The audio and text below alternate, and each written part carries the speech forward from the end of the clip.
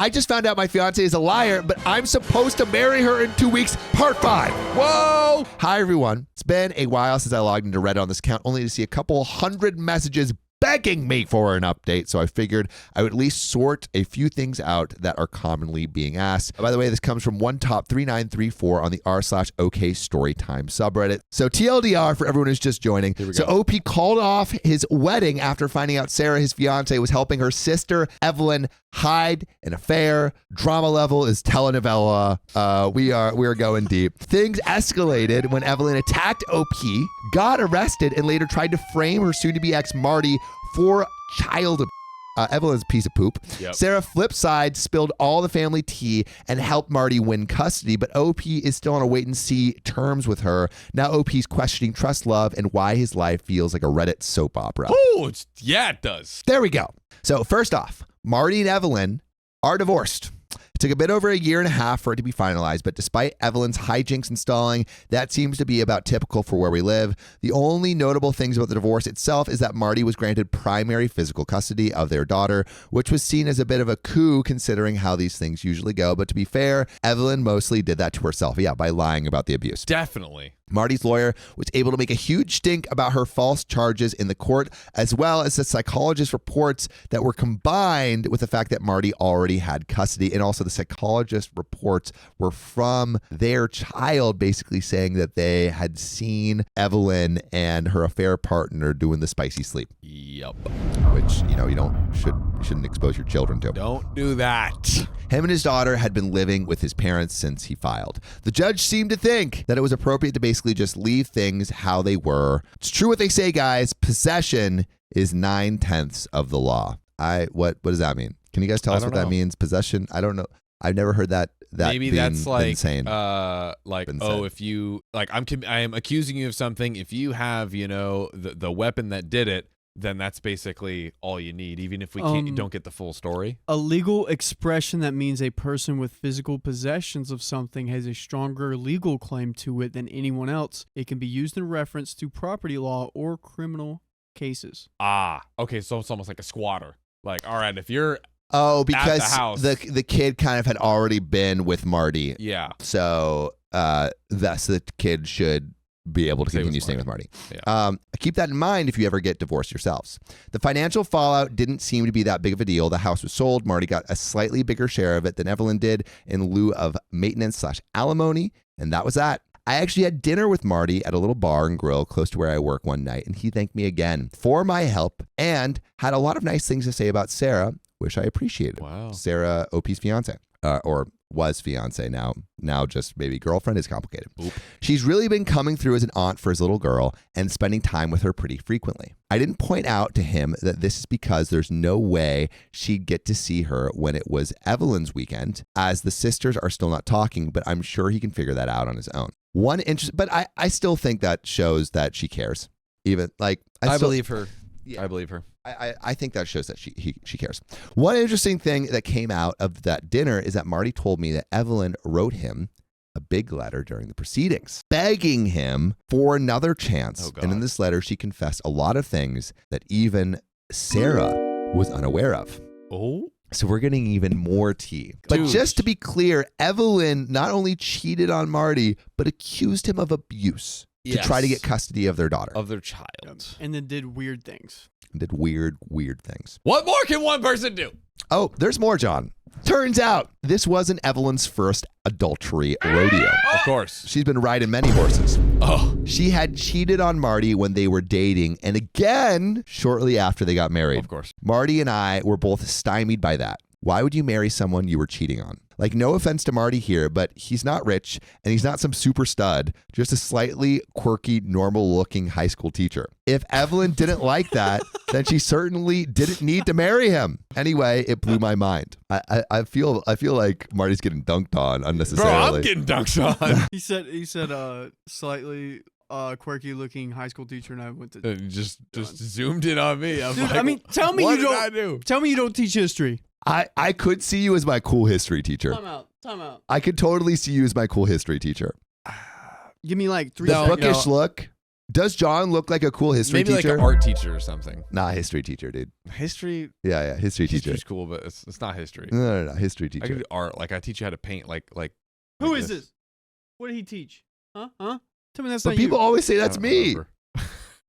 Kind of both of you. That's true. I literally have the same haircut. That's I wear our white child. glasses. But That's literally young me. John with no beard. Oh yeah, young John.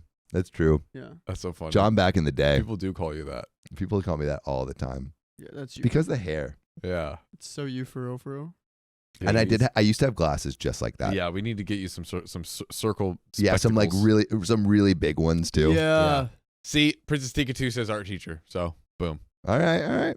If Evelyn didn't like that, then she certainly didn't need to marry him. Anyway, it blew my mind. She went on to say that she was seeing a therapist and working on herself and all the usual stuff, but neither Marty nor I felt like therapy would help her very much. I mean, it was clear to me that Evelyn's cheating wasn't because of some undiagnosed childhood trauma or self-esteem issues. Given what she tried to pull in court, it's way more likely that she has a morality problem, and I don't think therapy can fundamentally change the nature of someone that drastically. What do we think about that? Do you think that's true? I mean, I think that but this is like you need the freaking the cavalry, the Michael Jordan LeBron James of therapy to get to this. But I don't think it can hurt. You know, like I feel like she can get better. Yeah, I think she can get better.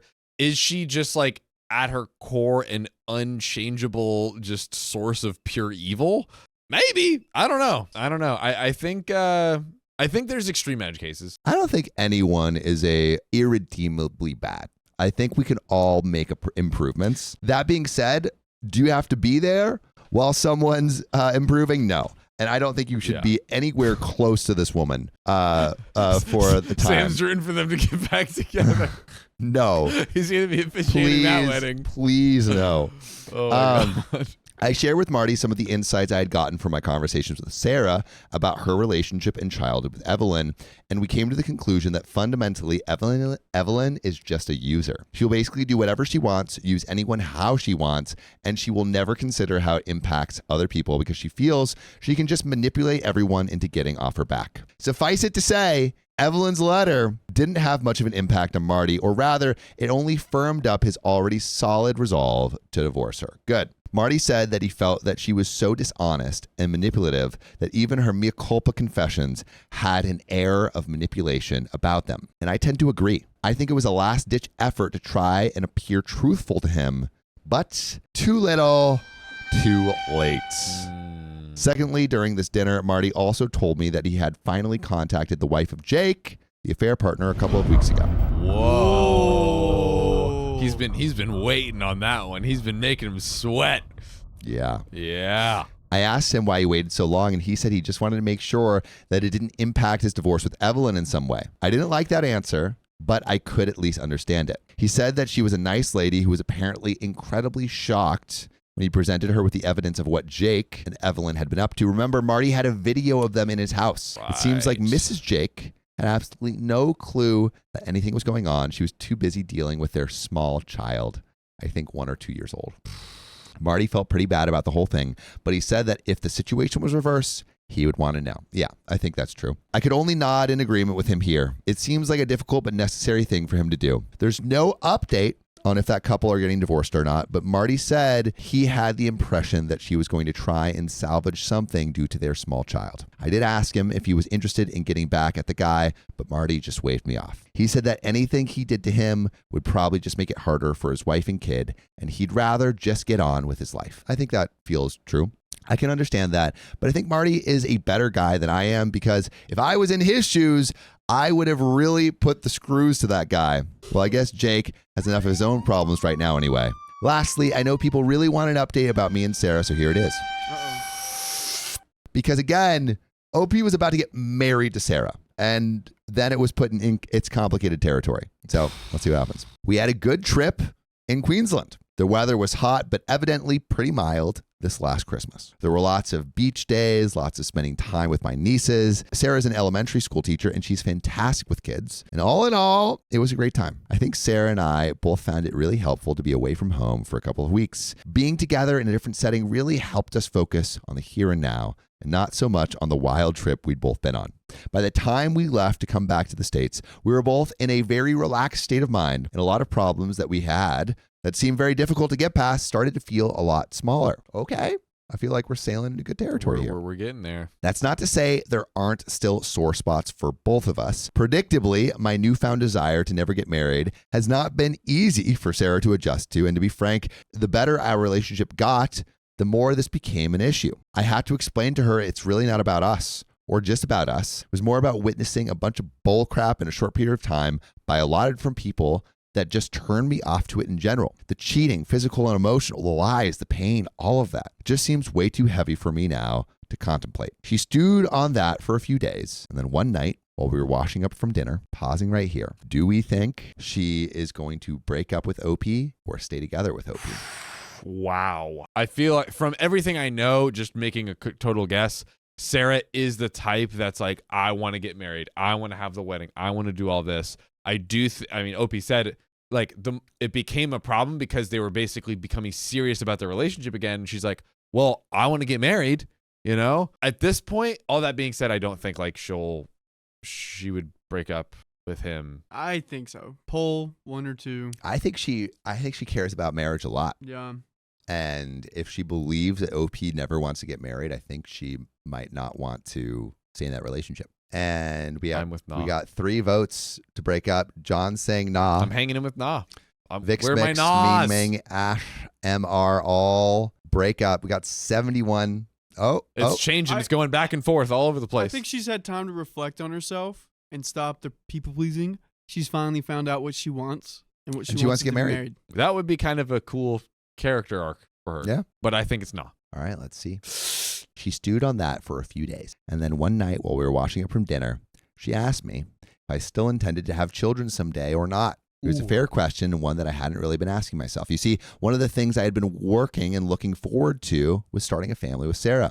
I mean this sincerely. She would be an amazing mom. She works with kids every day, so you would think it would put her off. But rather, you can tell it's basically her calling. Just the way she is with my nieces is freaking adorable. So probably having kids is like something she needs in a relationship. Anyway, I realized that while I may have emotionally given up on marriage, I hadn't given up on having a family. What's the difference? Marriage Legal. and family? Yeah. Hear me out really quick. Talk to me. Let's say you have a kid and all of this stuff happens. It's just as heartbreaking as having a marriage. But the legal, Yep. but you don't have to go through. But the legal, possessions. Yes, but I feel like the legal wasn't like the most toxic part of this whole process. It was like the ripping part apart of like this family unit. She did accuse him of what she accused him of. Yeah, but she accused him because they had a kid, not because That's true. Not because of that the would legal. Still be, that would and still so be an like issue. all of this could still happen if you don't have a marriage. Pinky DeSlayer says, yeah, you don't need to be married to have a family. Exactly. And the family was what was broken up. Yeah. And that's what was so hard. And so I'm like, if you're not emotionally ready for a marriage, how are you emotionally ready for a kid? Well, maybe his thought process here is like, hey, like I do want kids, but knowing how bad it can go, I want to mitigate. You know, it can go bad. Like if you have a kid, you are going to court to decide custody, right? But I think my guess is he's like, let me just mitigate how much that would be. And it's like, yeah, I really, really do want kids. I really, really maybe even do want a relationship with someone, a life partner, but I don't want the headaches that come with being legally married. Yeah. You're right. It's very similar. I think it's a but headache either way. It is very similar, but I think he's basically like, hey, I want a life partner and a kid, but how do I make it as less bad as possible? Emmy says legally he is more protected. Not getting married may allow them to remain separate in finances and set expectations. Yeah, I do think it minimizes things, but I feel like I see your point. Yeah, what I'm saying is like if you're not emotionally like emotionally ready for like the finality of marriage, the finality of having a kid ties two people together too. Like that's also, I think, as an emotional burden, if not more of an emotional burden than marriage. Babies solve problems. That is true, but Pop out a baby, I it'll did forget all get baby figured solve out. problems. Anyway, OP says, I know that sounds odd, but you can tell that I hadn't thought this through all the way. Sarah's question basically made me think much more long-term than I had been willing to do previously, and I struggled to come up with a good answer at the time. I was pretty open to Sarah about what I was feeling at the time, and she seemed like she understood. She said, I want a family too, but if you don't want one, I'd still want to be with you. Wow.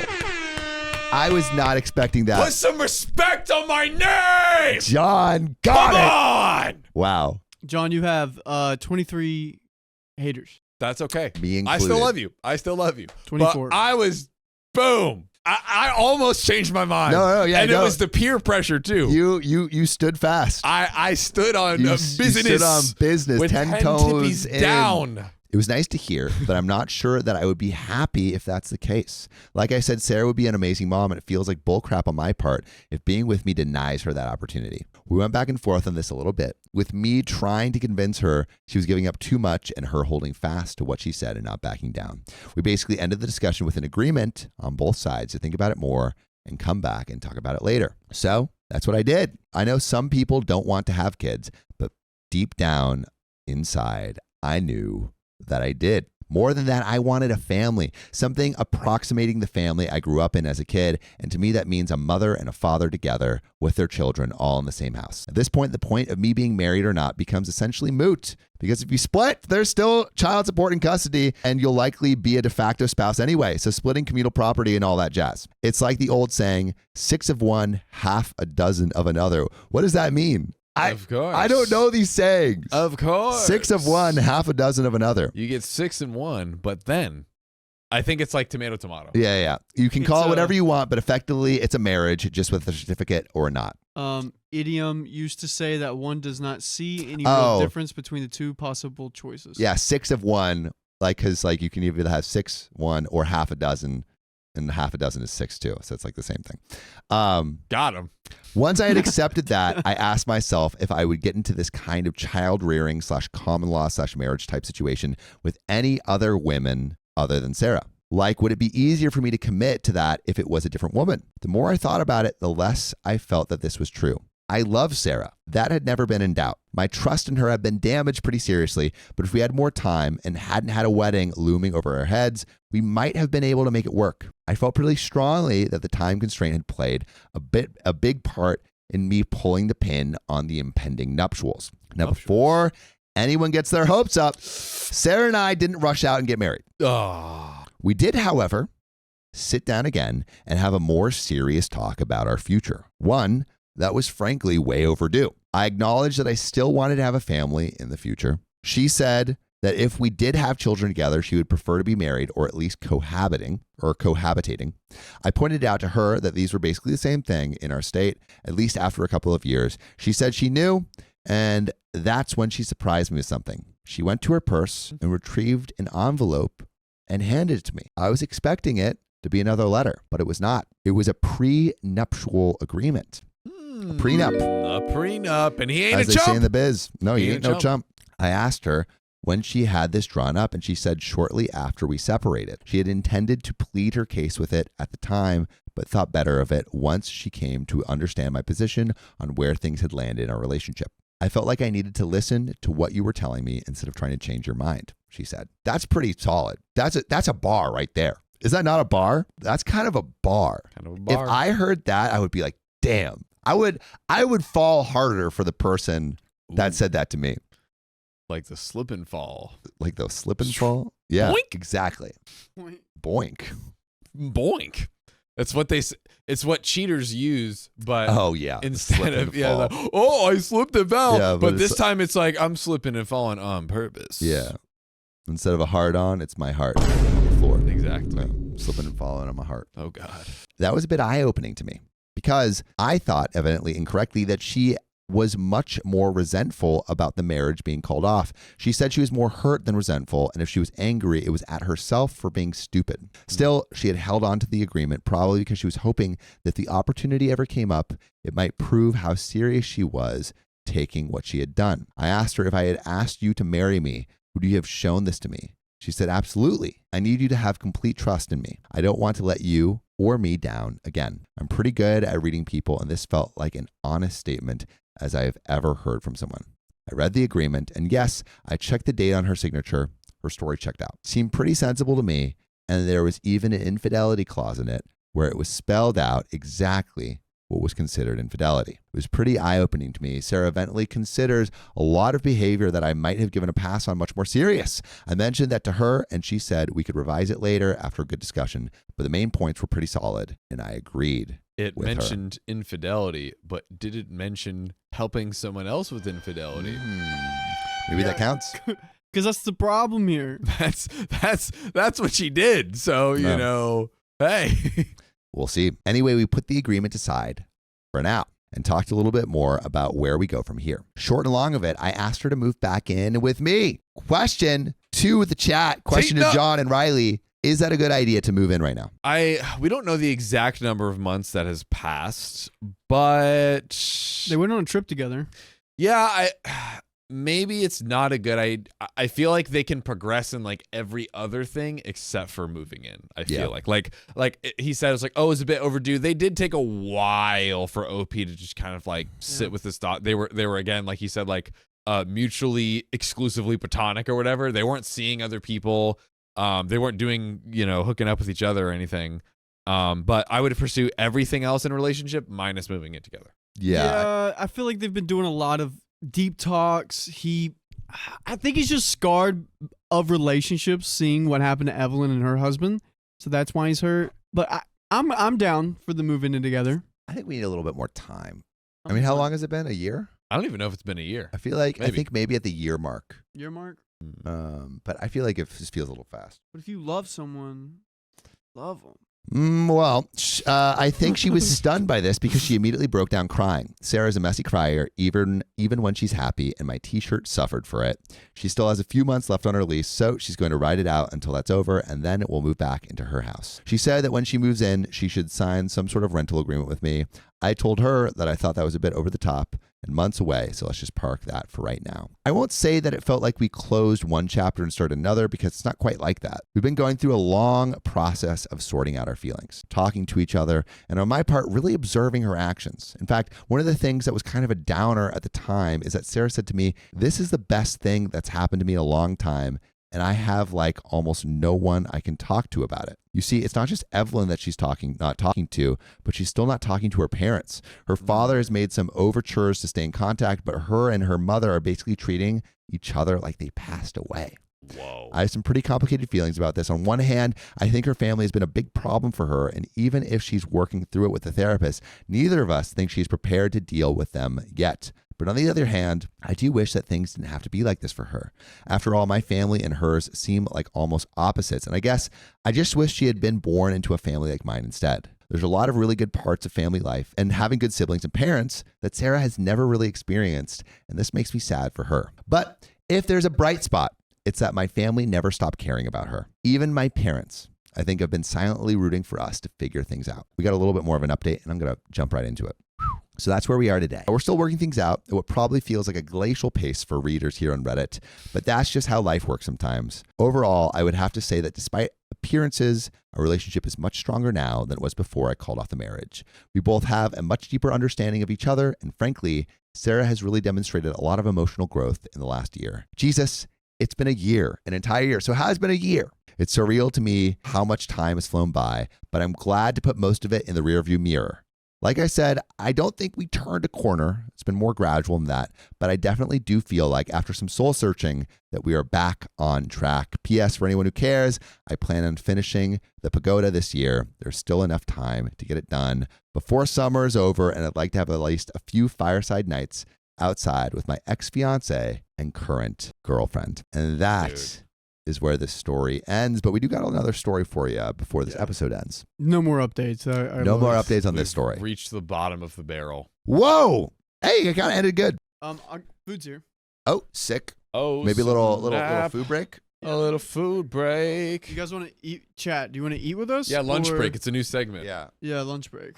I don't think my parents are on here. I gave John a bunch of family drama that was happening when I went back home. OT. Yeah, I can talk about some of it. Dude, whatever you got. Number one, My great grandpa, who's like 91, wants to divorce his wife, who's like 86. Wow. Why? Well, so like What wife is this? Is this first wife? No, first wife died. This is his part-time wife. Part-time meaning she only comes on the weekends.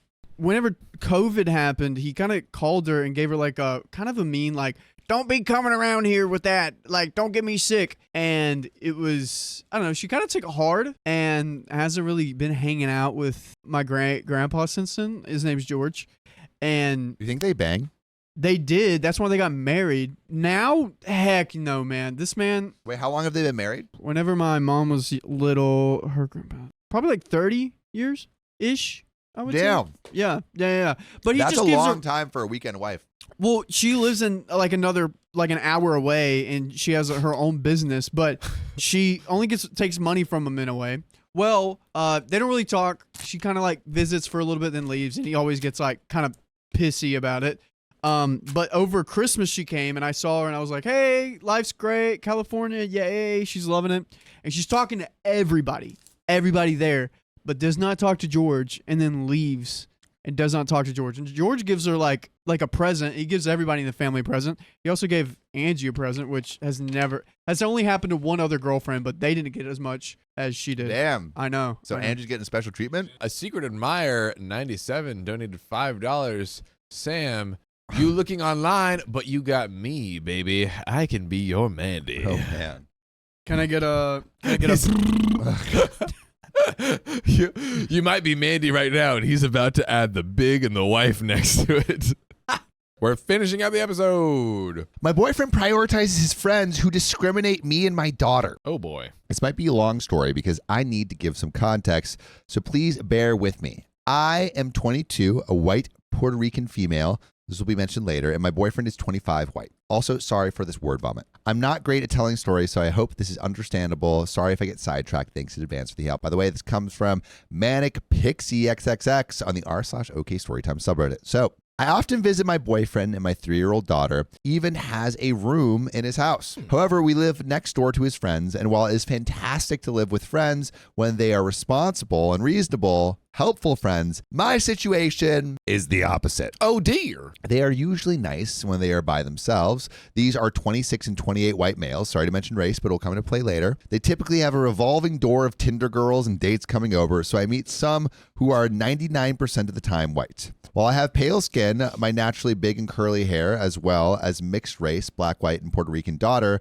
we stick out like a sore thumb. Still, my way of talking is more on the Hispanic or I guess urban side. I grew up with my mom, whose first language was Spanish, and a family who didn't speak English well without a heavy accent. So anyway, I meet new people, and in my attempt to make them feel more comfortable with me, I try to do a white girl voice, as terrible as that sounds. I am the type of person who sits back and watches before I interact. I see them joking about a brown Band-Aid, saying why they would buy the black people Band-Aid, and one of the girls laughs and says it is brown, not black. See, haha, this will have meaning later. Laughing at her boyfriend, 28 male. All right, we're getting into some dicey territory. Yeah, we are. I'm 2 twisted teas in at this point. I don't often drink, so I'm feeling tipsy and start my Valley Girl voice because I unfortunately did feel uncomfortable around them, to which they responded by speaking in a Valley Girl voice back to mock me whenever I was around, to which I ignored. So OP speaking in a Valley Girl voice to be She's code like switching. inclusive, She's but like to the other feel people, comfortable. but the other people like know she's putting on a voice, so they're making fun of her. she's code switching. She's trying to Fit in, fit in essentially, but it's like fitting in too much, yeah. quote unquote. And now they're like catching on to what she's Yeah. doing and mocking her with it.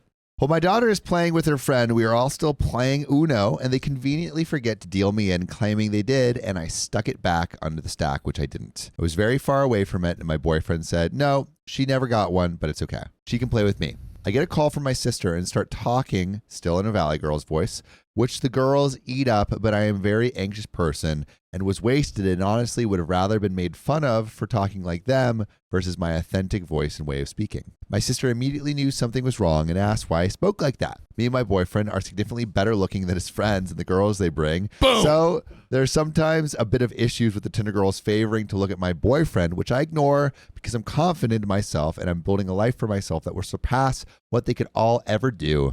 And I'm an honor roll university student. Yeah, I mean, these sound like really whack people. And I'm like, is your boyfriend not a little whack if he's friends with all these whack people? Yeah, so are they the Tinder dates of his friends? I think they're the Tinder dates of his friends. Okay. That's yeah, what it yeah, sounds yeah, like. yeah. But like, I mean, why would you hang out with these people? That's the well, Yeah. we've all had one Bad Tinder date. Tinder Yeah, date, but right. I don't know. It feels a little wacky.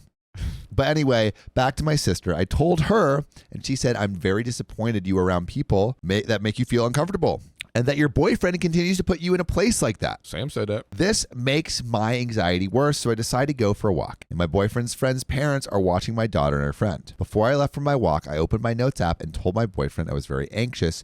Can we go back home together and relax? He said, no. Oh. So I understood he wanted to be with his friends. Ming Ming says, what is a valley voice? It's like, and so I texted him and let him know I was going on a walk and asked if he could keep an eye out for my daughter. Like that. Like that. So I texted him to let him know I was going on a walk and asked him if he could keep an eye out for my daughter, who at this point she thinks is her father. Oh, snap. Wait, That's a big detail. that's a huge detail. That's a huge detail, right? Wait. And I guess the daughter is there with them all. Yeah, Dude, there's Wow. a baby in the midst. that's a huge detail. There's a baby in the that midst. was just completely overlooked. Yeah. I've been with him for over 2 years, so that's most of her life. She's already being watched, but I wanted to confirm she would be looked at by him, OP's boyfriend. To which he responded by saying, when you're back, we can call my daughter Nina back, which led me to believe she was missing only 2 blocks away and hauling A to get back. So she's saying like, oh, could you watch my daughter? And he's like, oh yeah, like we'll call her back when you get back. And she's like, well, why do you got to call? Yeah, where is is she she? there right now? Like, why you got to call her? I called him while I was on the way, and he said I should call my friends and hung up, which made me even more concerned, but he didn't care.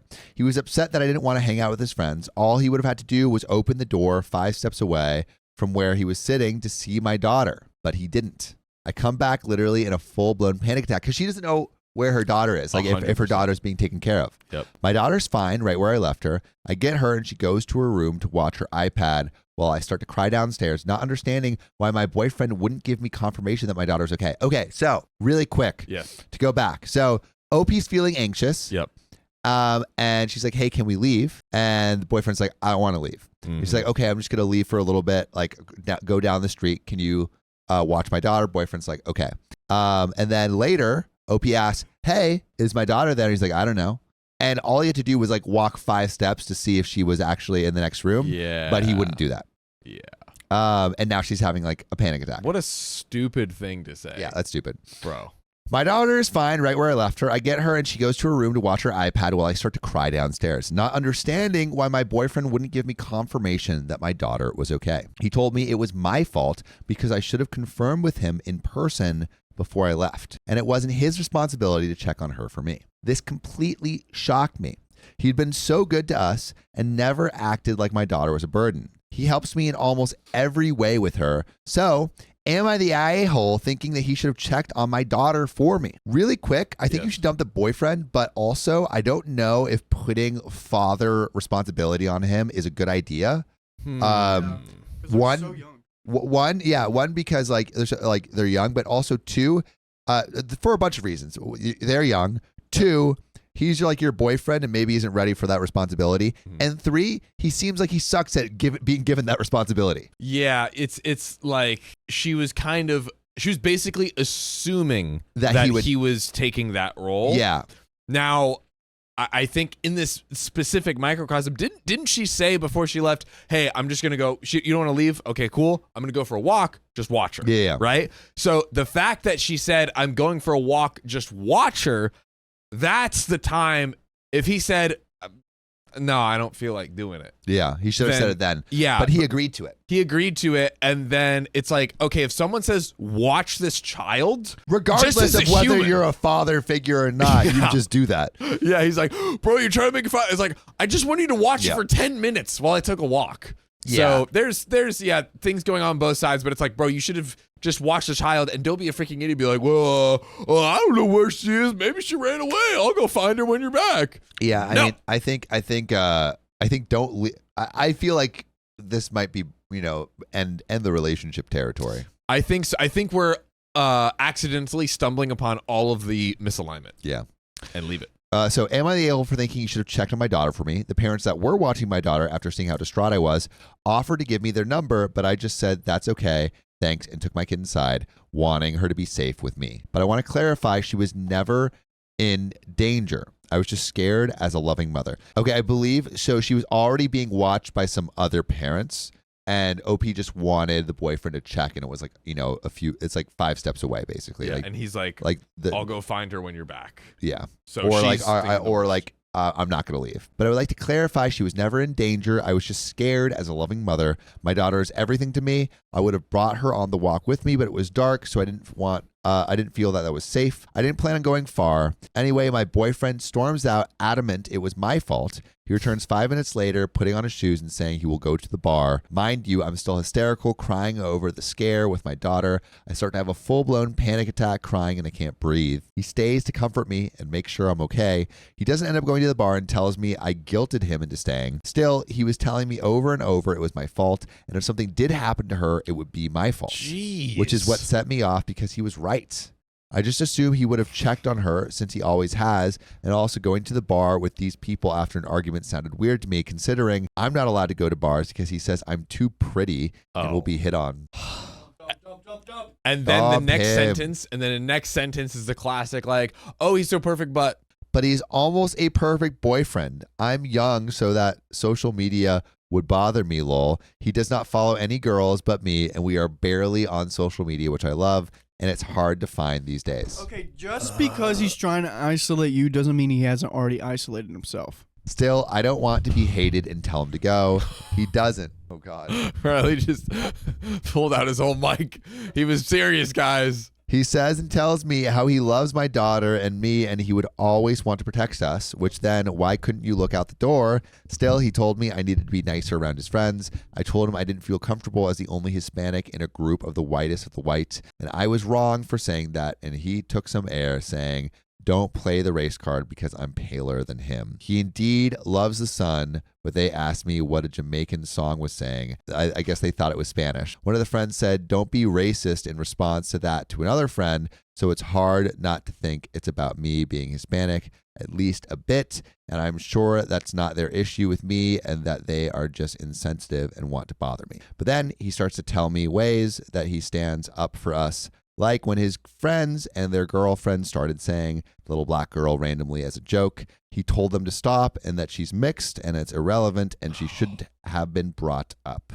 I was not there to hear that, and neither was my daughter, which is where the brown Band-Aid joke came about my boyfriend saying my daughter wasn't black, she was mixed. These are his lifelong friends, so he made it clear I can't be mad at him for hanging out with them, but he is moving. So, am I the a-hole for expecting him to check on my daughter, and should I even be with him anymore? I don't think my boyfriend is racist anyway. However, my friends told me I should still be concerned with his friend's comfort in talking about my daughter like that after years of dating. He said they must have been trying to look tough for their Tinder dates since my boyfriend is much bigger than them and they were all drinking, and I am a very pale Puerto Rican. They call me La Gringa, so I don't worry too much about things like that, but now I feel like I have to for my daughter. So as a good mom, should I leave him? I love him very much and don't want that to happen. We got so close so fast, but I need to think that my daughter is first. Also, would you stay with a man with friends like that? I probably wouldn't, but I would always stay with us listening on our podcast, OK Storytime. You can search it up anywhere you get podcasts, and that way you can listen when you're doing anything. But anything in the world. On this story, yeah, I mean, he sounds like a poopy bag. He has so many layers of reasons of why you should leave him, and like so many reasons. Yeah. So many reasons. So many reasons. I think you should leave him, but let's see what OP says. I won't take my daughter around them again since she was referred to as the little black girl as an insult. I also think it is weird that her being black would be a bad thing. My daughter is not dark skinned either, so the whole situation feels so weird to me that I would even have to think about these things. Even if she was dark skinned, I don't see the issue or why sane people would ever bring it up as a joke. Bingo. My boyfriend didn't tell me to the extent or with much context, and I didn't ask. It wasn't enjoyable to me. Thanks for reading. If you made it this far, I would love the help. Also, if you read this, Mark, I'm a big fan and love your podcast. I would love to hear your opinion since I enjoy your honesty and fair judgment. Oh, we got a fan. We got a fan. Dude, we love that. Leave. He doesn't. Just- he doesn't sound like a good guy. Yeah. He does not sound like a good guy. You need to do what's best for you and your daughter. He's so controlling and, just, again, a million reasons, but him trying to be like, oh, I do all of this and that. And I think truly also it's like a lesson in trying to find alignment. Is he a criminal for not wanting to be a dad yet? No. But that's something that like you got to figure out and like work out like, okay, is he really, if he keeps going down the road 2 years in, well, eventually one would presume he would be a dad. So it's like, okay, figuring out if he is actually wants and is ready for that. Yeah. And Which he also ain't. like think about your daughter. Like, is this guy and his friends a good influence on your daughter's Friends are so self-image? bad. Like, I really don't think so. But I would love to know what y'all think. Put your answers in the comments below. Let us know. But that is where this story and this episode ends. That's true. It was a doozy.